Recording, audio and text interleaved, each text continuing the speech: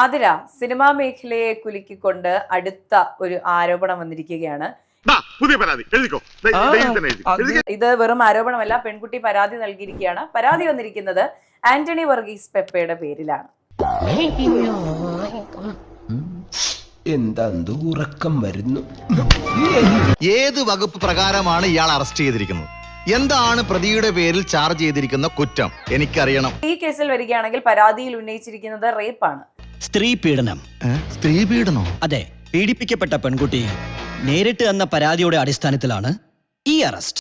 Manipulation, cheating, rape ഒക്കെയാണ് ഉന്നയിച്ചിരിക്കുന്നത്. അതിന്റെ screenshot സഹിതമാണ് ഈ ഹക്കീം എന്ന് പറയുന്ന വ്യക്തി ഷെയർ ചെയ്തിരിക്കുന്നത്. ഏതാണ് ആ പെൺകുട്ടി? ചന്തവാസന്തി അല്ലെങ്കിൽ ബസ് സ്റ്റാൻഡ് മേരി. പക്ഷെ അവർ ഈ പരാതി കൊടുക്കുന്ന ടൈപ്പ് അല്ലല്ലോ. പറയുന്ന അനുസരിച്ചാണെങ്കിൽ 10 വയസ്സോളം ഇളപ്പമുള്ള ഏതൊരു കുട്ടിയെയാണ് ആന്റണി വർഗീസ് പെപ്പെ പ്രണയം നടിച്ച് ഈ പറയുന്ന രീതിയിൽ മാനിപ്പുലേറ്റ് ചെയ്ത് ഇത്തരത്തിൽ റേപ്പ് ചെയ്യുന്നത്. എന്നാലും എന്റെ പൊട്ട നീ ഇതെങ്ങനെ? ഞാൻ ട്രൈ ചെയ്തിടാ. ട്രൈ എന്റെ ട്രൈ കണ്ട അവള് വീണു.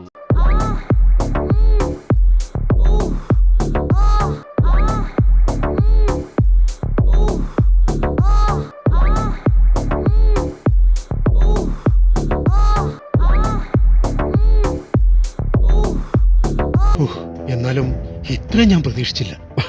കുറച്ച് വിദ്യാഭ്യാസം കുറവാണെന്നേ ഉള്ളൂ.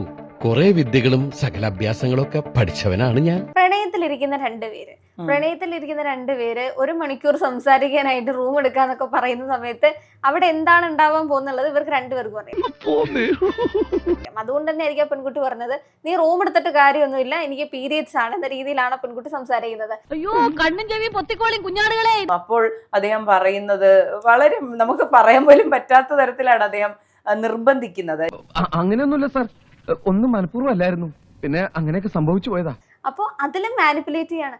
അതിനൊന്നും അല്ല, നമ്മൾ സെക്സ് ചെയ്യാൻ വേണ്ടിയിട്ടല്ല എന്ന രീതിയിൽ പല കാര്യങ്ങളും ഒരു പ്രണയ സല്ലാപമാണ് അതിന്റെ ഇടയിൽ മുഴുവൻ നടക്കുന്നത്. വാസു, ഇവൻ ഞാൻ ഉദ്ദേശിച്ചതിനെക്കാളും തറയാണല്ലേ തത്തറ. ഇപ്പോ മിക്ക കേസുകളിലും ഡിഫെൻഡ് ചെയ്യാൻ പറ്റുന്ന ഒരു കാര്യമാണ്, പോയിട്ടല്ലേ ഇത് നടന്നത്, പോയി കഴിഞ്ഞത് നടന്നു കഴിഞ്ഞിട്ട് പറഞ്ഞിട്ട് എന്താ കാര്യം. പക്ഷെ ഇതെങ്ങനെയാണ് ഈ പുള്ളി കൊണ്ടെത്തിക്കുന്നത് എന്നുള്ള ആ ഒരു സ്കില്ല്. അയ്യോ, നാണം വന്നപ്പോ സാറ്റ് കളിക്കണ്ട. പെപ്പ ഇതിനോട് പ്രതികരിച്ചിട്ടില്ല. എന്താണ് പെപ്പയുടെ ആ ഒരു തീരുമാനം? ഇനി വന്നിട്ട് ഈ അജ്മൽ അമീർ കേസ് പോലെ അതൊരേ വീഡിയോ ആണ്, സ്ക്രീൻഷോട്ടുകളെല്ലാം വ്യാജ അറിയില്ല, അങ്ങനെ നിലയിലേക്കൊക്കെ പോകാനുള്ള സാധ്യതയുണ്ട്. അത് ഞാനല്ല, ഞാൻ എവിടെയോ ആണ്.